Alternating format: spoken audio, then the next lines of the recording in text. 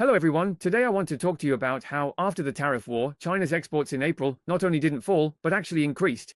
In addition, the India-Pakistan war has shown that China's combat system prevails.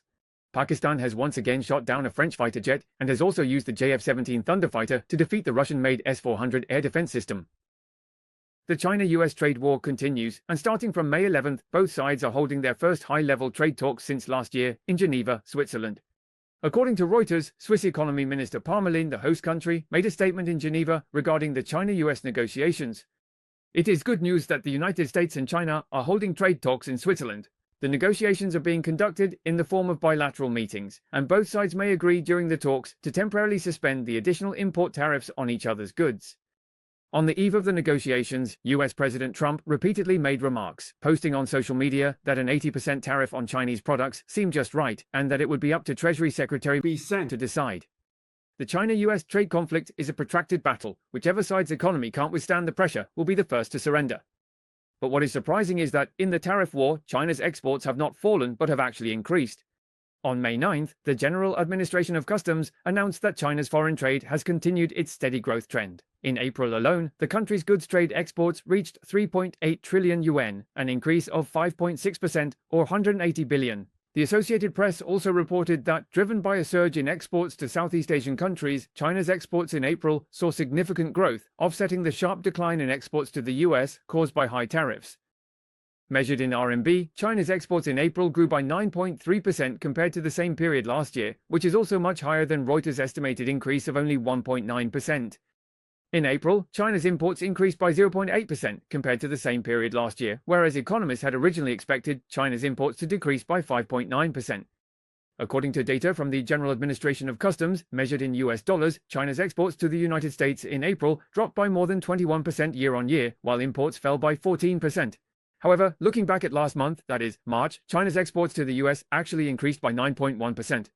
The reason is that exporters rushed to place orders and stock up before the tariff hike. Nevertheless, although China's exports to the US plummeted in April, measured in US dollars, China's exports to ASEAN grew by 20.8% year-on-year, which is higher than the 30.6% growth recorded in March. Vietnam and Malaysia remain the main destinations for China's exports to ASEAN, but China's exports to Indonesia and Thailand also grew year-on-year by 37% and 28% respectively. In addition, China's exports to the European Union also increased by 8.3% year-on-year. It is an undeniable fact that China's exports to the United States have dropped sharply, but since Trump took office, he has provoked trade wars globally and has already announced a 14.5% tariff increase on Chinese imports.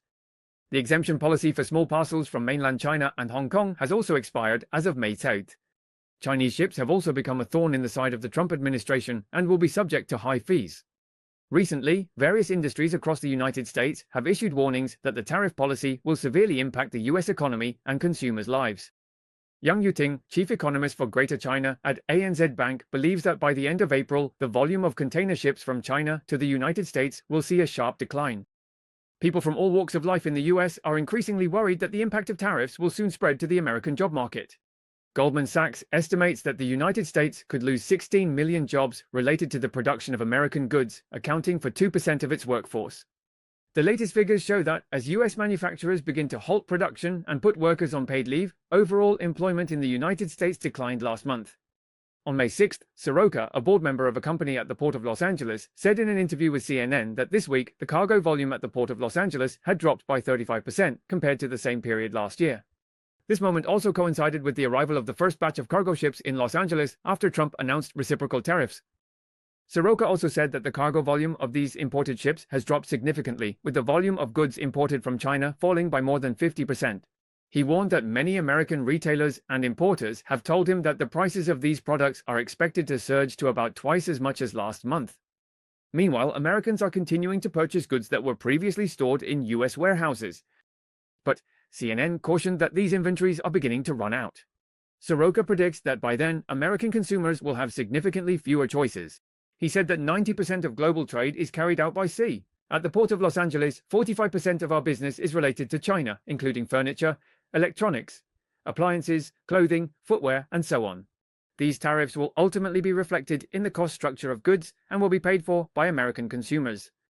Let's do a brief summary first. First, no one could have predicted that China's exports would not decline even in April. Exports actually grew by 19.3% year-on-year, far exceeding the external estimate of a 1.9% increase. It is believed that China came prepared, significantly increasing exports to ASEAN and the EU to offset the impact of declining exports to the United States. But the situation in May still needs to be observed. Second, the more China can reduce the impact of the US-China tariff war, the more bargaining power it will have in negotiations with the US. In addition, look at how the India-Pakistan conflict took a sudden turn. Both sides unexpectedly agreed to a ceasefire on May 10th. US President Trump was the first to post about the ceasefire, crediting the United States for it. US Secretary of State Rubio also said that in the past 48 hours, he and Vice President Mans had been on the phone with top officials from both India and Pakistan, and soon after, the two countries reached a ceasefire agreement. In reality, India and Pakistan had direct contact themselves and did not need the US to act as a mediator. India's Foreign Secretary Tang Yongsheng revealed that on the afternoon of May 10th, the chief of Pakistan's military operations spoke directly by phone with his Indian counterpart. Both sides reached a consensus to cease all mutual attacks starting at 5 p.m. that day. The two sides held another meeting on May 12th. The ceasefire agreement between India and Pakistan was clearly related to India having suffered losses. According to the battle results reported by Pakistan, prior to this, Pakistan had shot down 5 Indian fighter jets, including 3 Rafale jets. Then, on May 10th, they shot down another Indian Rafale and even captured an Indian pilot. In addition, Pakistan used a jointly produced JF-17 fighter jet, developed in cooperation with China, to destroy India's Russian-made S-400 air defense system. If the fighting continues on Indian territory, who knows what further embarrassments might occur. Indian Prime Minister Modi acted on impulse that day, deciding to attack Pakistan, thinking it would be easy to gain an advantage. Now, seeing that the situation is not in his favor, he immediately changed course to call for a ceasefire and cut losses. This is already the wisest choice. From Pakistan's perspective, they fought a smaller force against a larger one, and the result can be described as a resounding victory. Of course, they have no objection to stopping while they're ahead and securing the gains from the ceasefire. In this brief war lasting just a few days, the perception of Chinese weapon systems by the outside world was completely transformed. Chinese fighter jets and missile systems achieved remarkable success. First, the Pakistani military shot down 4 French Rafale fighter jets in succession, though it remains unknown which weapon was used to shoot down the Indian Rafale on May 10th. But not a single Pakistani aircraft was damaged, which is a shocking result. Pakistan used a Chinese-made J-10CE fighter jet, which cost $70 million to defeat a French Rafale fighter jet worth a total of $150 million. Second, it wasn't just France's most advanced fighter jets that suffered setbacks. The most advanced Russian S-400 air defense system was also destroyed by the JF-17 fighter jets jointly produced by China and Pakistan. The JF-17 is a lower-grade fighter compared to the J-10CE, with a price of only $50 million. In 2022, India purchased 5 sets of S-400 air defense systems from Russia for a total of $5.5 billion, meaning each S-400 system cost as much as $1.1 billion. Yet it was penetrated by a JF-17 fighter jet worth just $50 million. The JF-17 really offers outstanding value for money. The Indian Air Force is still stuck in an era where one fighter jet is compared to another based on specifications, always wanting to buy the most expensive planes and the priciest air defense systems.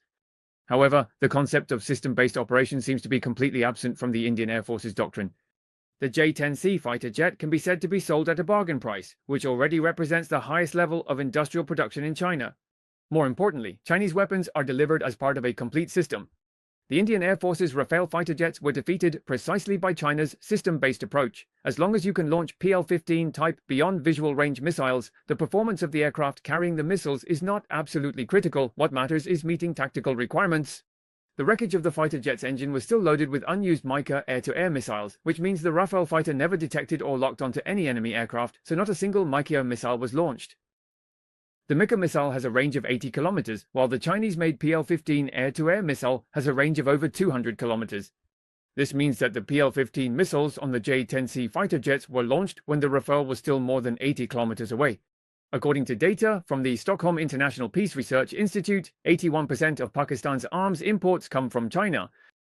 The Pakistan Air Force purchased J-10C fighter jets, jointly produced the JF-17 fighter with China, bought PL-15 air-to-air missiles, acquired the HQ-9 and HQ-16 air defense systems, and also purchased Chinese electronic warfare equipment and active phased array radars. The data link is fully integrated, making the Pakistan Air Force's early warning system one of the best in the world.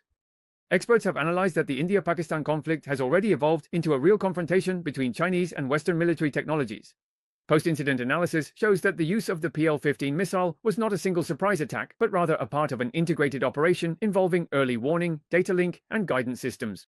The Rafale fighter jets of India had already been locked onto by early warning aircraft or ground-based air defense systems, and then the dynamic position of the Rafale was transmitted to the J-10C fighter jets. The J-10CE launched a PL-15 air-to-air missile at the Rafale fighter jet from beyond visual range, and then, guided by the integrated data link, the PL-15 missile pursued the target aircraft.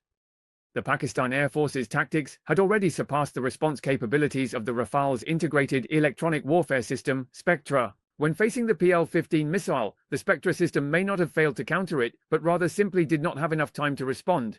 This is because the PL-15 missile is not a surprise attack launched by a single fighter, but rather a component of an integrated combat network that includes early warning, data links, and guidance. What the Spectra system is up against is not just a single missile, but an aerial ambush network spanning hundreds of kilometers and constantly changing dynamically. Another key factor is that the greatest advantage of the Spectra system lies in its ability to automatically allocate jamming and countermeasures against incoming missiles, but only when the electromagnetic situation is known and the direction of the threat is clear.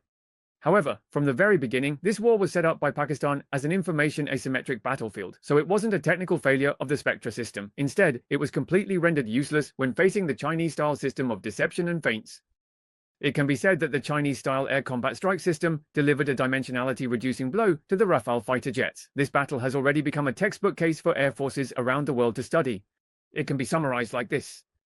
First, the Chinese air combat system broke through France's most advanced fighter jets and Russia's most advanced air defense systems, demonstrating the strength of the PLA's air combat capabilities. Second, China was actually just testing the waters. After all, the J-10C fighter jet of the PLA is not the main combat aircraft. If they were to deploy the J-16, J-20, J-35, or even the 6th generation J-36, and equip them with the more advanced PL-17 missiles, what kind of combat power would that be? Even the US military would feel threatened now. As for the Taiwanese Air Force, its capabilities are about on par with the Indian Air Force, and it is even less able to put up any resistance.